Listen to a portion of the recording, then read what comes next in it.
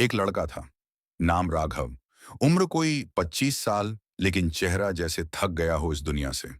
न नौकरी थी, न कोई दोस्त। दिन भर घर के कोने में मोबाइल घूरते रहना और रात को छत पर चुपचाप आसमान ताकना, यही उसकी जिंदगी थी। एक दिन यूं ही मोबाइल स्क्रॉल करते हुए उसके सामने एक वीडियो आया। हजरत निजामुद्दीन दरगाह, जहां हर मुराद पूरी होती है। नीचे कमेंट थे, मैं गया और मेरी किस्मत बदल गई। अजब रूहानी ताकत है वहां। राघव के मन में एक उम्मीद जागी, चलो शायद वहीं कुछ जवाब मिले। वह अगले ही दिन बिना किसी को बताए सुबह सुबह निकल पड़ा। जेब में कुछ 100 रुपये, एक बैग और मन में सवालों का बोझ। दिल्ली की भीड़ से गुजरते हुए जब वो निजामुद्दीन दरगाह के पास पहुंचा, तो माहौल ही कुछ अलग था। चारों तरफ भीड़ थी। दुकानों पर गुलाब के फूल, अगरबत्तियां, चादरें। हर चेहरा श्रद्धा से झुका हुआ था। लेकिन राघव की नजर वहीं अटक गई। एक फूलों की दुकान एक कोने में छोटी सी दुकान थी, पुरानी लकड़ी की, और उस पर लाल गुलाब बिखरे हुए थे। पर सबसे अजीब बात यह थी, वो दुकान खाली थी, कोई दुकानदार नहीं। जैसे ही राघव ने गुलाब का एक गुच्छा उठाया, एक धीमी सी आवाज पीछे से आई, उस फूल को मत लेना। राघव पीछे पलटा। वहां एक सफेद कपड़ों में लड़की खड़ी थी। उसका चेहरा आधा ढका हुआ था, आंखें बड़ी और गहरी, जैसे वो सब कुछ जानती हो। कब, क्यों? राघव ने हकलाते हुए पूछा। लड़की ने बिना कुछ कहे उसकी ओर देखा और धीरे से बोली, वो फूल उर्वशी के नाम पर चढ़ाए जाते हैं। अगर तुमने चढ़ाया तो वो तुम्हारे पीछे आ जाएगी। राघव हंस पड़ा। उर्वशी? कौन उर्वशी? लड़की पलटकर भीड़ में गायब हो गई। राघव की आंखें उसे खोज रही थीं, लेकिन हर चेहरा अनजाना, हर आवाज अजनबी लग रही थी। वो कुछ देर तक उसी दुकान के पास खड़ा रहा, पर कोई नहीं आया। फूल उठाए और पैसे वहीं पास में रख दिए, बिना किसी से पूछे। जो होगा देखा जाएगा, उसने सोचा, और धीरे धीरे दरगाह की ओर बढ़ गया। दरगाह का माहौल, दरगाह के अंदर कदम रखते ही राघव के मन में एक अजीब सी ठंडक समा गई। सामने लोग दुआ में झुके थे, कुछ चादर चढ़ा रहे थे, कुछ सिर झुकाकर आंसू बहा रहे थे। अगरबत्तियों की महक, धीमे सुरों में पढ़ी जाने वाली आयतें और हवा में बहती हुई गुलाब की खुशबू ने एक रहस्यमय माहौल बना दिया था। राघव कुछ देर चुपचाप बैठा और फिर फूलों की थाली लेकर आगे बढ़ा। लेकिन जैसे ही वह दरगाह की जाली के पास पहुंचा, उसकी गर्दन अपने आप पीछे मुड़ी। भीड़ के बीच थोड़ी दूर वही लड़की फिर दिखी। इस बार उसका चेहरा थोड़ा और साफ दिखा। उसकी आंखें अब सीधी राघव को घूर रही थीं, बिना पलक झपकाए। और फिर उसने इशारा किया, मत चढ़ाओ वो फूल। राघव ने लड़की की चेतावनी को नजरअंदाज करते हुए वह गुलाब की थाली दरगाह में चढ़ा दी। फिर आंखें बंद कर लीं। भीड़ की आवाजें धीमी पड़ने लगीं और उसका ध्यान अपने अंदर चला गया। या खुदा, मेरी जिंदगी में कोई रास्ता दिखा, उसने मन में बोला, और एक गहरी सांस ली। जब उसने आंखें खोलीं, तो दरगाह में सब कुछ सामान्य लग रहा था। लोग झुके हुए थे, कुछ लोग चादर चढ़ा रहे थे। वह धीरे धीरे दरगाह से बाहर निकल आया, लेकिन बाहर कुछ बदला हुआ था। जैसे ही राघव दरगाह के बाहर आया, उसके चारों ओर हवा ठहर सी गई। कोई आवाज नहीं, ना भीड़ की चहल पहल, ना रिक्शों की घंटी, ना दुकानदारों की आवाज। बस एक अजीब सी मीठी लेकिन भारी खुशबू उसके चारों तरफ फैल गई थी। वो खुशबू गुलाब जैसी थी, लेकिन उसके साथ कुछ और था, जैसे मिट्टी में लाश की सड़न मिली हो, पर फिर भी मन को बांध लेने वाली। राघव का गला सूखने लगा। उसने अपने हाथों को देखा, जैसे उस पर कुछ अदृश्य दबाव पड़ा हो। उसकी सांसें तेज हो गईं और उसने महसूस किया कि उसकी पीठ पर कोई चल रहा है, जैसे कोई अदृश्य बोझ उसके शरीर पर सवार हो गया हो। फिर दिखी वही लड़की। राघव ने घबराकर पीछे देखा। भीड़ के उस पार वही लड़की खड़ी थी, पर इस बार उसका चेहरा पूरी तरह दिख रहा था। उसकी आंखें अब काली और गहराई से भरी थीं, जैसे बिना तले की कोई खाई। होठों पर हल्की मुस्कान, पर वो मुस्कान इंसानी नहीं थी, और उसके चारों ओर हवा जैसे हिल भी नहीं रही थी। लड़की ने सिर थोड़ा झुकाया और बस इतना कहा, अब तू मेरा हो गया है। राघव का शरीर सुन्न पड़ गया। उसके कानों में घंटियों जैसी आवाज गूंजने लगी। उसका दिल जोर जोर से धड़कने लगा। लड़की धीरे धीरे भीड़ में चलते हुए राघव की ओर बढ़ रही थी, और हर कदम पर भीड़ ठहरती जा रही थी, जैसे वक्त खुद रुक गया हो। राघव के दिल की धड़कन जैसे अब उसके कानों में तेज तेज बज रही थी। उसने महसूस किया कि भीड़ उसी तरह चल रही थी। लोग बात कर रहे थे, बच्चे खेल रहे थे, लेकिन कोई भी उस लड़की को नहीं देख पा रहा था। वह अकेला था, उस अजीब, रहस्यमयी और डरावनी लड़की के सामने। लड़की उसके बिल्कुल पास आई और उसकी आंखों में झांकने लगी। फिर उसने अपना ठंडा, बर्फ सा हाथ राघव के चेहरे पर रखा। उसके स्पर्श से राघव को लगा जैसे उसकी आत्मा तक कांप गई हो। लड़की ने धीरे से कहा, मैंने मना किया था ना कि वो फूल मत चढ़ाना, फिर भी तुमने चढ़ा दिए। अब तुमने मुझे बुला लिया है। राघव कांपने लगा। द कौन हो तुम? लड़की की आंखें चमकने लगीं और उसकी मुस्कान गहरी और भयानक हो गई। उसका चेहरा धीरे धीरे बदलने लगा, सुंदरता से विकरालता की ओर। मेरा नाम उर्वशी है, पर मैं वह अप्सरा नहीं जो तुमने कहानियों में सुनी है। मैं एक जिन हूं, बहुत पुरानी, बहुत शक्तिशाली। मुझे सदियों पहले इसी दरगाह के पास एक पीर ने बांध दिया था, लेकिन फूलों के जरिए जो मुझे चढ़ाए वो मेरा आका बन जाता है, और तुमने मुझे आजाद कर दिया है। राघव के पैरों के नीचे से जमीन खिसक गई। अब मैं तेरे साथ हर जगह रहूंगी, तेरे हर सपने, हर छाया, हर सांस में बसूंगी। लोग तुझे पागल समझेंगे, लेकिन तू मेरा आका है। उसकी आंखें जलने लगीं और फिर लड़की ने अपने होंठ राघव के कान के पास ले जाकर फुसफुसाया, अब तू किसी और से प्यार नहीं कर सकता, क्योंकि तेरा दिल अब मेरा है, हमेशा के लिए। और उसी पल राघव की पीठ पर एक जलन सी हुई।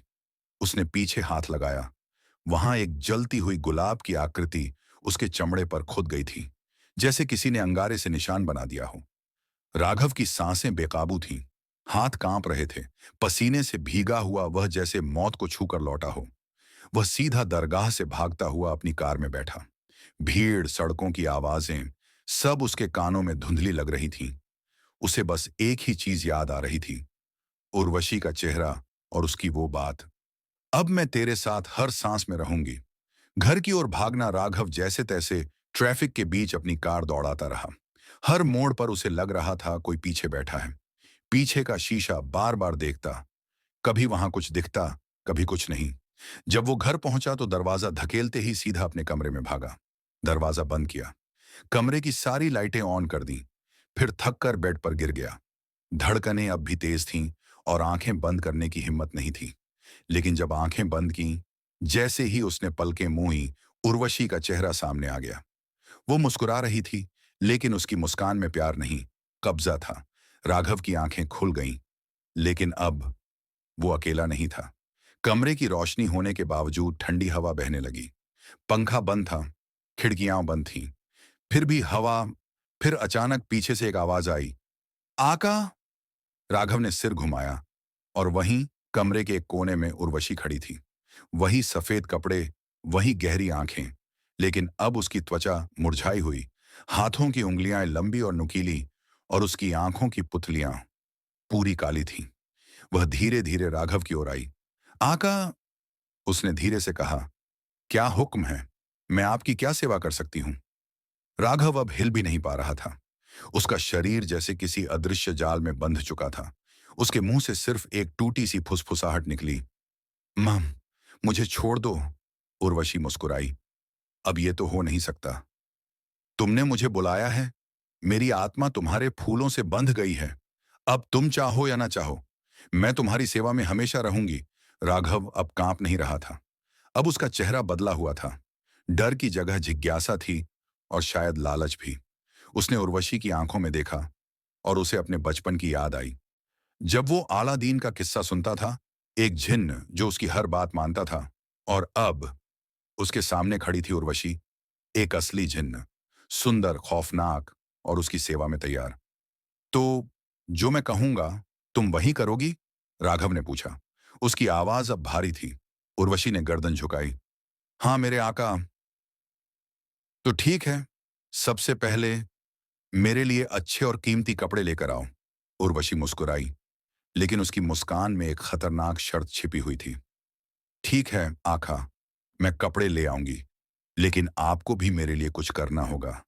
राघव थोड़ी देर चुप रहा, फिर पूछा, क्या करना होगा? उर्वशी अब उसके बिल्कुल पास आ गई। उसकी सांसें अब राघव के चेहरे से टकरा रही थीं, ठंडी और बर्फ जैसी भारी। उसने धीरे से कहा, आपको हर रात मुझसे बहुत प्यार करना होगा। मेरे अलावा किसी भी लड़की के पास नहीं जाना होगा। और रोज मुझे एक गुलाब चढ़ाना होगा। राघव ने कुछ देर सोचा। वो जानता था कि यह जिन्न खतरनाक है, लेकिन उसे अब इसकी आदत लगने लगी थी। उसने गहरी सांस ली और कहा, ठीक है, मैं रोज ऐसा ही करूंगा, लेकिन तुम भी मेरा हर हुक्म मानना, बिना किसी सवाल के। उर्वशी ने आंखें बंद की और उसके चारों ओर हवा और तेज हो गई। स्वीकार है मेरे आका। फिर वह हवा में घुल गई और कुछ ही पलों में सिल्क के 3 महंगे जोड़े, शर्ट, कोट और घड़ी राघव के बेड पर रखे थे। उस रात राघव ने पहली बार महसूस किया कि उसका अकेलापन अब नहीं रहा, लेकिन वो नहीं जानता था कि एक जिन्न का प्यार रूह को खा जाता है। रात को 3 बजे कमरे की बत्तियां अपने आप बुझ गईं और बिस्तर के दूसरी ओर उर्वशी आकर लेट गई। आखा, अब आपकी सेवा का समय है। राघव की जिंदगी में अब बदलाव आ चुका था। अब वो पहले जैसा अकेला लड़का नहीं था, जो दिन भर कमरे में पड़ा रहता था।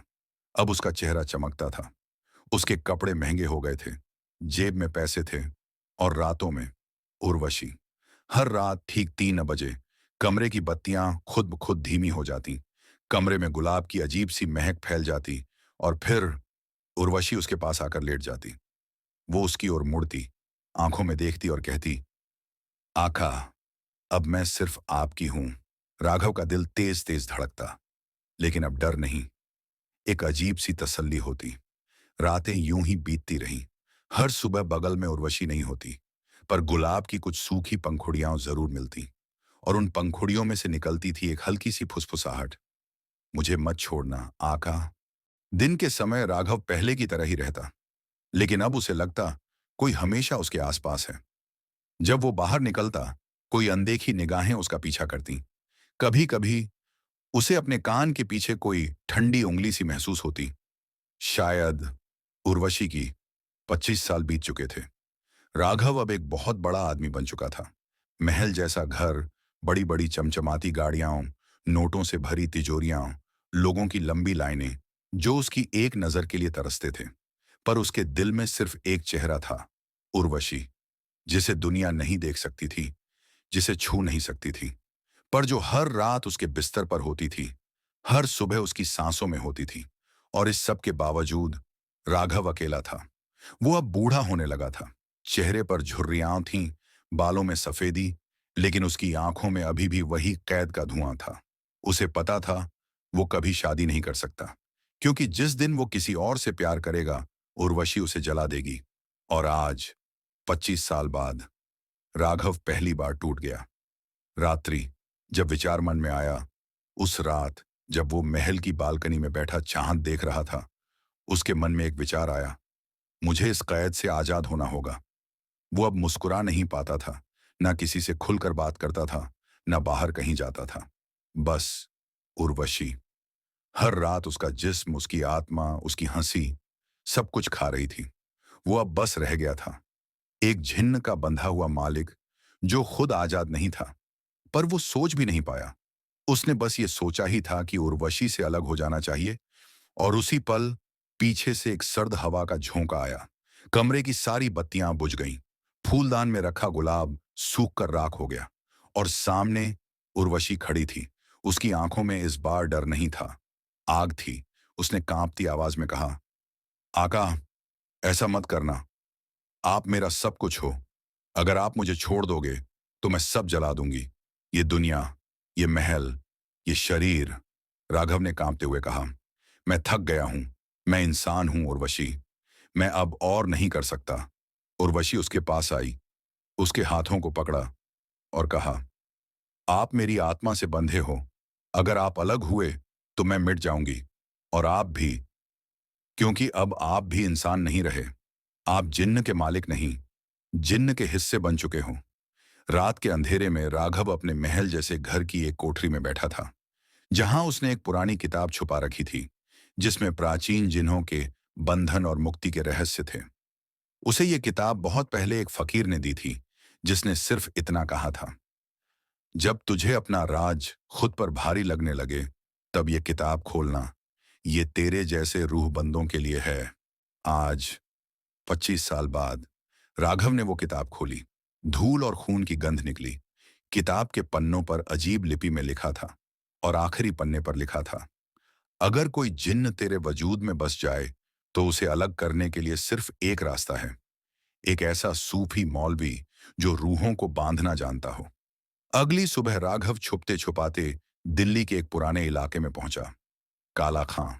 वहां एक सुनसान गली में एक बूढ़े मौलवी के बारे में सुना था, पीर जलाल बाबा, जो सिर्फ उन्हीं को दर्शन देते हैं जिनकी आत्मा वाकई तड़प रही हो। राघव ने पूरे दिल से पुकारा, बाबा, मुझे इस जिन्न से छुटकारा चाहिए। और तभी सामने की दीवार पर एक दरवाजा उगाया। हाँ, सच में दीवार में दरवाजा बन गया। वो अंदर गया।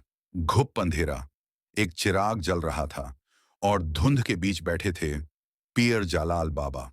बातचीत बाबा ने उसकी आंखों में देखा और तुरंत बोल पड़े, तू उस जिन्न के बंधन में है जिसका नाम उर्वशी है। राघव कांप गया। आपको कैसे पता? बाबा मुस्कुराए नहीं, उनकी आंखें पत्थर जैसी थीं। तू अब पूरी तरह इंसान नहीं रहा। तेरी आत्मा उसके गुलाबों में बंध चुकी है। अगर तुझे छुटकारा चाहिए तो सिर्फ एक उपाय है। तुझे खुद उस जिन्न को बुलाकर उसे छोड़ने का हुक्म देना होगा, और तेरी नीयत डगमगाई तो तू जल जाएगा। राघव ने कांपते हुए कहा, मैं तैयार हूं।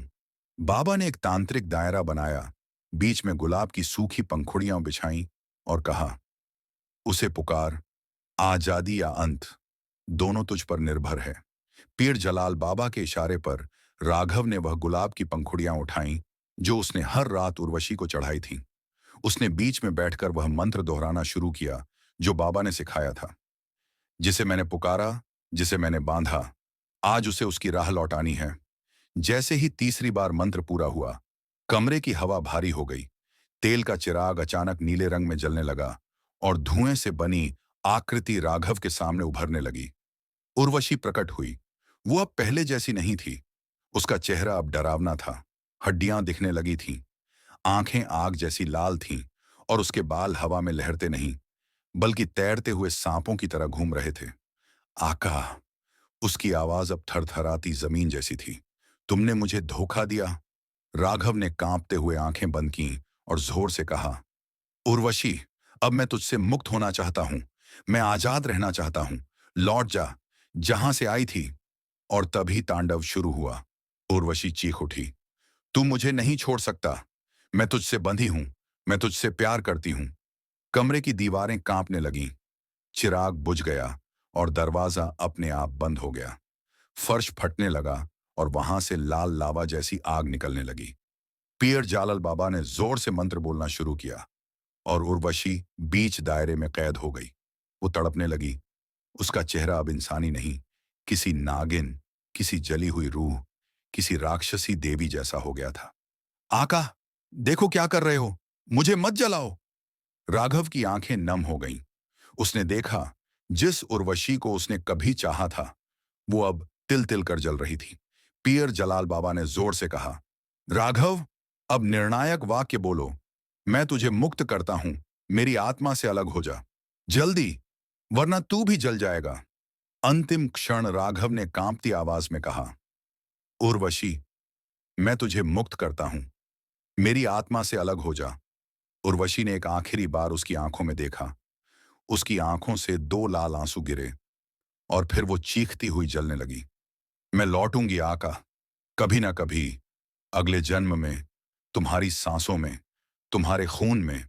और फिर एक तेज प्रकाश, एक जोरदार विस्फोट, और सब शांत। अगली सुबह राघव जमीन पर गिरा पड़ा था। सामने पीर जालाल बाबा बैठे थे, थके हुए लेकिन मुस्कुराते हुए। तू अब आजाद है। लेकिन राघव के गले में अब भी वही गुलाब के कांटे का निशान था, हल्का सा जलन देता हुआ। राघव अब 60 के पार पहुंच चुका था। उसने अपना महल छोड़ दिया था, महंगी गाड़ियों को दान कर दिया। सिर्फ एक छोटा सा घर, एक बगीचा और सुकून बचा था उसके पास। अब उसकी सुबह चाय और पुराने गानों के साथ गुजरती थीं, और रातें बिना डर के नींद में। कभी कभी वो गुलाब के फूल देखकर मुस्कुराता था, फिर उन्हें धीरे से मिट्टी में दबा देता, क्योंकि अब वो जान चुका था कुछ चीजें बस यादों तक ही अच्छी लगती हैं। वो अब अकेला नहीं था। अब राघव के पास एक प्यारा कुत्ता था, पास में रहने वाले बच्चों को कहानियां सुनाता था और मंदिर जाकर शांत बैठा करता। कभी शादी नहीं की, लेकिन अकेला भी नहीं रहा, क्योंकि जो आत्मा 25 साल तक जिंदा रही, उसने अब अपनी शांति खुद गढ़ी थी। आखिरी पन्ना, एक शाम वो अपने बगीचे में बैठा था। उसके हाथ में वही पुरानी झिनों वाली किताब थी। उसने आखिरी बार वो किताब खोली। एक पन्ने के कोने पर हल्के अक्षरों में कुछ खुदा था। जिस जिन्न से तू आजाद हुआ, वो तुझसे मोहब्बत करती थी। तूने उसे जलाया नहीं, उसे मुक्त किया था। और जब कोई मोहब्बत से मुक्त करता है, तो वो कभी लौटती नहीं, बस याद बन जाती है। राघव ने किताब बंद की और दूर कहीं आसमान में देखता रहा। शाम की हल्की हवा चली और गुलाब की एक पंखुड़ी उसके कंधे पर आकर गिरी। परछाई अब परछाई ही रह गई। समाप्त। लेकिन उर्वशी की परछाई अब भी कहानियों में सांस लेती है।